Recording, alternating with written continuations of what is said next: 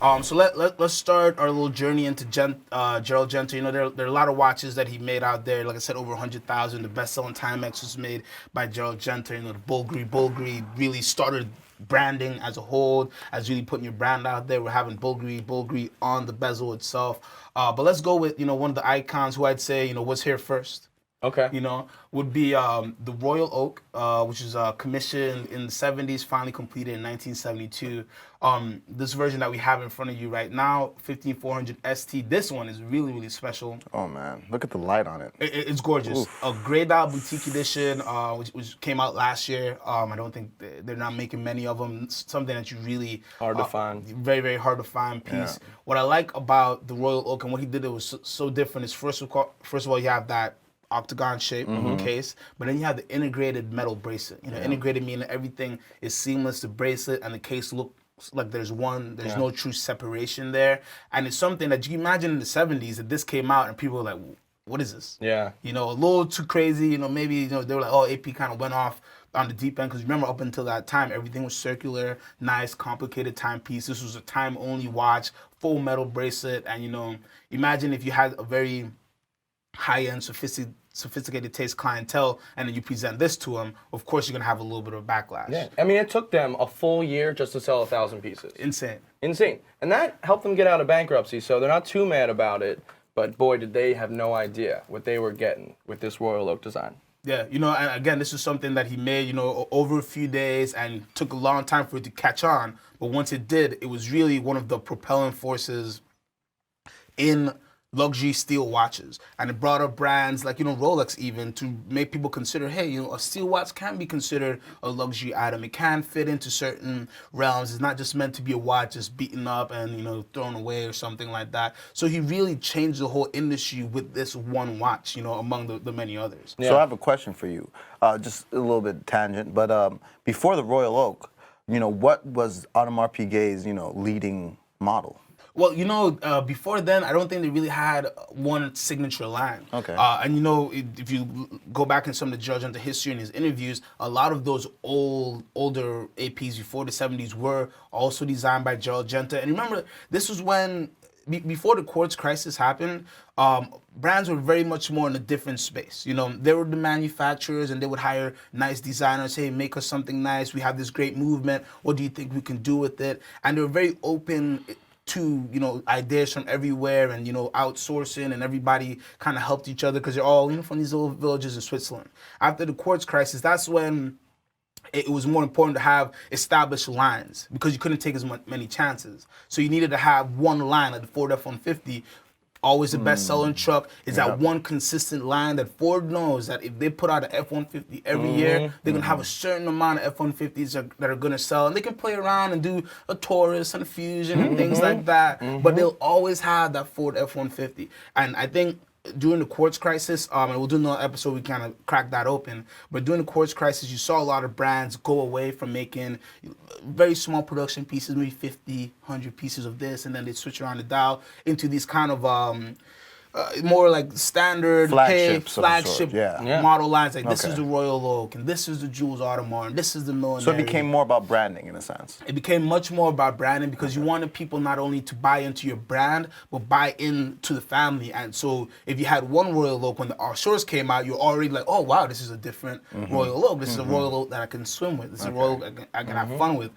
So I think definitely before that, there's so many AP models that you wouldn't recognize as AP, you know, if you didn't know what you're looking at. A lot of the Jaegers, a lot of Pateks out there, you know, 50s, 40s, that like people are still discovering to this day, you know, and then you have to really do a lot of history and talk to a lot of experts, because again, the brands were run a little bit differently back then as well. So it's very, very interesting that during this time in the 70s, he did this and really kind of disturbed the whole world, in the watch world, in a little bit of a different direction, for sure. I gotta say, Gerald Genta was very busy in the 70s. Yeah. He did a lot of things that today you're like, oh, that's a cool watch. Oh, that's a cool watch. Yeah. Well, it was designed in the 70s. Yeah. And he did, what else did he do in the 70s? He did the he did Ingenieur. He did the Ingenieur in the 70s. I think the Bulgari was in the 70s as well. And remember, in between this, all these iconic brands, he's doing a bunch of one-off designs. Yeah. You know, because he's, you know, at the time he's just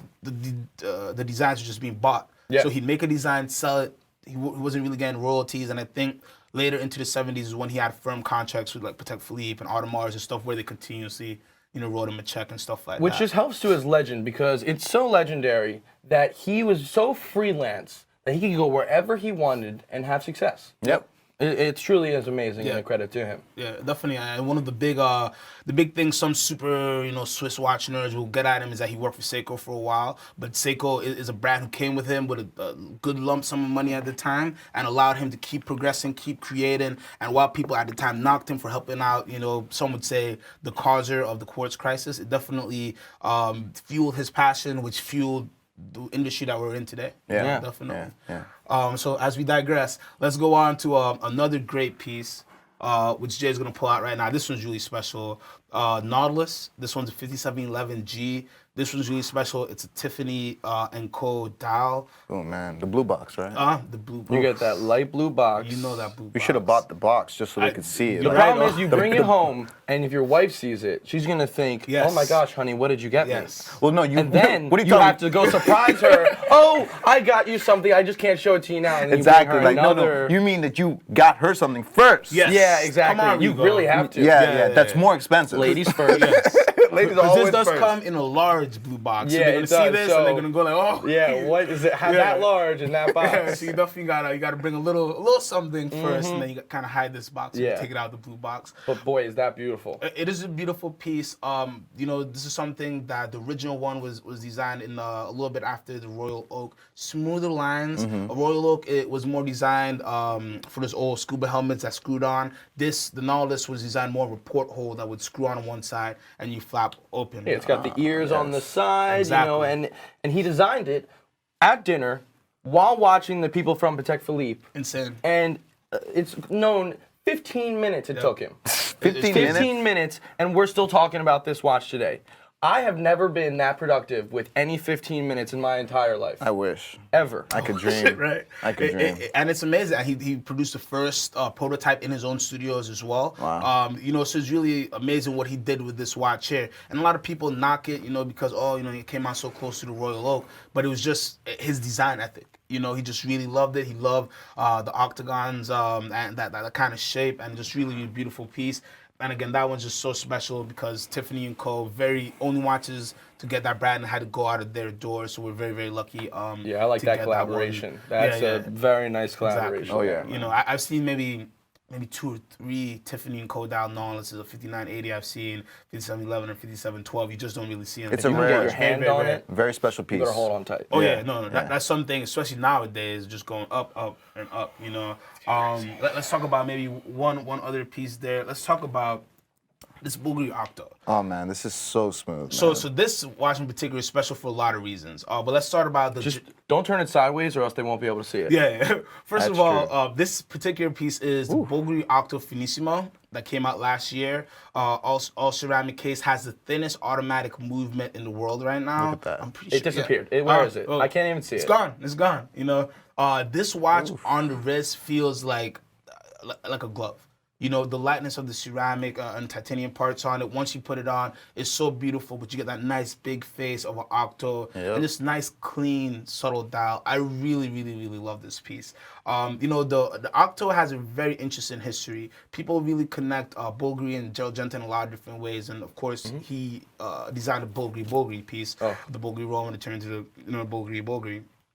The Octo kind of started out under his name, under a Gerald Genta brand, and of course it was, I'd say, almost his final evolution of the octagonal styles. And again, integrated bracelet, beautiful He loves case. slim watches. It's all him. This is Gerald Genta, and Bulgari, ever since his passing, has really been pushing forward with the Octos and have put so much emphasis on it. And this particular piece came out last year, and was just so beautiful. We're so fortunate to have a few to play around with, and just great pieces. I mean, Gerald Genta really changed the game for Bulgari. Yeah. Without him, they would be a name that you'd be like, what's that company with the weird V in the middle of the name? Yeah. I've never heard of them really, but I know that's a thing. I think jewelry-wise, it always had a little bit of a hold, but the Octo really, really helped absolutely. them out. You could say between the Octo, the Diagonal, which is their more divey sports piece, and then the Serpenti for the ladies, those 3 models really help keep pushing Bulgari throughout the decades, you know, in just terms of really nice, iconic watches that are fashionable on the ladies' side. Of course, the jewelry would always sell. And then on the watch side, they had true watches that people actually loved, that people didn't just slide back into.